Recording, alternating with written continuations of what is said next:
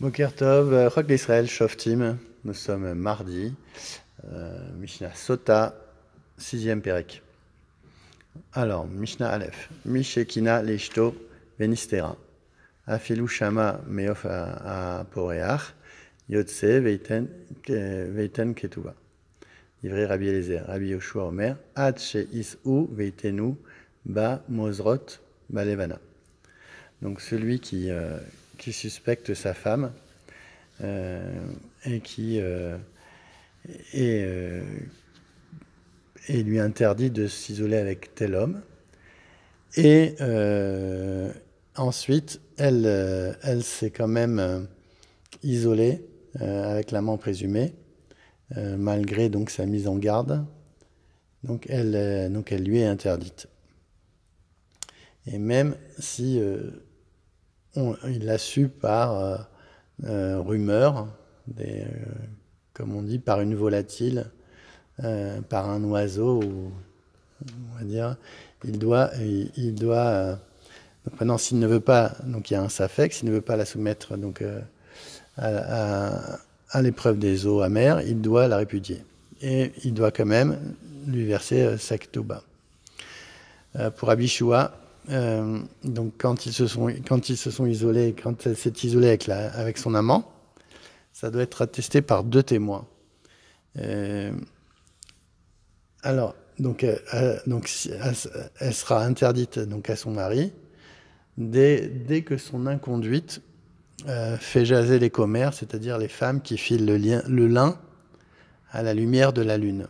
Mozrot Balevana. Parce que quand ces femmes, en fait, c'est des commères quoi, qui sont là et qui parlent beaucoup, et dès que c'est su, la chose est sue par ces femmes-là, ça veut dire qu'elle commence à être interdite à son mari. Mishnah Bet. Amar edechad, ani raetia shenit meet, velo aita shota. Lo aita shota. Un témoin dit, je l'ai vue et elle a eu un rapport avec son mari, donc on la fait pas boire. Velo od et là afilou eved, même si c'est un esclave, afilou shrifra, même une servante, arelu nemanim af les pasla mektuvata. Donc ils sont même crus pour que le mari la répudie sans lui payer sa ketuva. Chamota ou bat Chamota, donc sa belle-mère, ou la fille de sa belle-mère, Vetsarata, sa rivale, la femme de son mari, la deuxième femme de son mari, Veyemata, la Yebama, ou Bat Bala, et la fille de son mari avec une autre femme, Arelu Nemanot, Velo les pasla miktuvata et là chez l'otiste. Donc en général, ces femmes-là, ce sont des rivales, on va dire, ce sont des femmes qui ne l'aiment pas, donc elles ne peuvent pas lui faire perdre le droit pour sa ketouva. Par contre, ils peuvent la disculper de boire. Et ils peuvent empêcher l'épreuve des eaux amères qui auraient pu donc la disculper, s'ils sont témoins. Mishnah Gimel. Shaya Bedin. Ma im edut rishona she'en oserot isur olam eno mitkayemet bepachot mishnaim edot acharonat she'osra isur olam enodin she'lo titkayem bepachot mishnaim. Alors, donc, on a dit qu'il fallait des témoins donc il y avait des premiers témoins qui disaient que cette femme fréquentait cette personne, et des deuxièmes témoins, donc un deuxième groupe de témoins. Ensuite, son mari la met en garde et elle s'isole quand même. Donc, il y aura d'autres témoins qui l'ont vu s'isoler. Si déjà, donc là, on va faire un calvachomer, si déjà la première édoute qu'on dit qui fait jaser, qui dit que cette femme elle est en promiscuité avec un homme,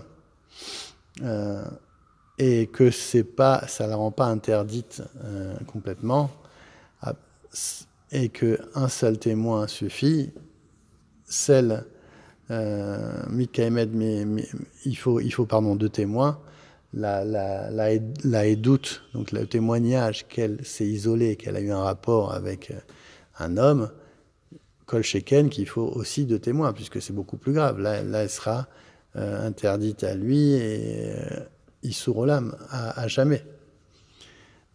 Alors, Talmud Lomar, donc l'écriture vient nous dire Ad ve'ed enba, et il n'y avait pas de témoin. Kol edut sheyesh ba. Kal vachomer, le'edut tarishona me'ata uma im edut acharona she'asrua, Isur olam, hare'im itkaemet be'ed echad. Edut tarishona shen oserata Isur olam, enudin shetitkayem be'ed echad, Talmud Lomar, ki matzeba Ervad davar, le'alan ou omer, al pishnaim edim yakum davar, maladan al pishnaim edim, afkan al pishnaim edim. Donc on a vu que le premier cas va chomer, donc dans la première, quand elle s'est isolée une première fois et qu'il a mis en garde, il faut deux, et donc c'est pas très important puisqu'elle n'est pas encore interdite à lui. Donc Kol Sheken, que quand elle va s'isoler et qu'il y a deux témoins qu'elle s'est isolée malgré, c'est sûr qu'il faudra deux. Et l'écriture vient nous dire non, en ed, donc un seul témoin vient, donc en toute logique, on aurait pu dire qu'il en faut deux, mais la Torah nous dit que elle est soumise à l'épreuve même s'il n'y a pas de témoin. Donc ça veut dire que un seul témoin à charge est digne de foi. Maintenant, on peut faire le raisonnement inverse par rapport au premier témoignage. Puisque maintenant, on a dit qu'un seul témoin suffit pour le dernier témoignage, entraînant donc un interdit sans recours, elle ne pourra plus. Donc ça, c'est le deuxième témoignage. Et là, qu'est-ce qui l'interdit à jamais? Alors, a fortiori, même pour le premier, on pourra voir un. Puisqu'un seul témoin suffit pour le dernier témoignage, entraînant un interdit, là, elle est interdite à jamais. Donc là, et un seul témoin marche, alors c'est sûr qu'un témoin marche quand l'effet n'est pas définitif. Alors maintenant, donc la Torah vient nous dire, il y a marqué Kimatseba Ervad Davar, pour la femme qui est divorcée, il faut deux témoins, Léalan Omer, Al Pishnaim Edim Yakum Davar, Davar aussi, Malalan Al Pishnaim Edim, Afkan Al Pishnaim Edim. Donc on fait une xerashava sur le mot Davar. Donc de la même manière qu'il faut deux témoins dans le premier cas, alors c'est sûr qu'il faut aussi deux témoins. Donc deux témoins sont requis, c'est-à-dire donc la rencontre secrète avec l'amant. Donc là, il faudra deux témoins. Quatrième Mishnah. Ed omer nitmet, ved omer lo nitmet. Isha omeret nitmet, ve isha omeret lo nitmet. Aïta Shota. Alors, il y a donc il y a en cas de déposition, donc des témoins qui se contredisent, que ce soit des hommes ou des femmes qui sont venus témoigner au sujet de l'adultère quand elle a eu cette rencontre avec l'amant.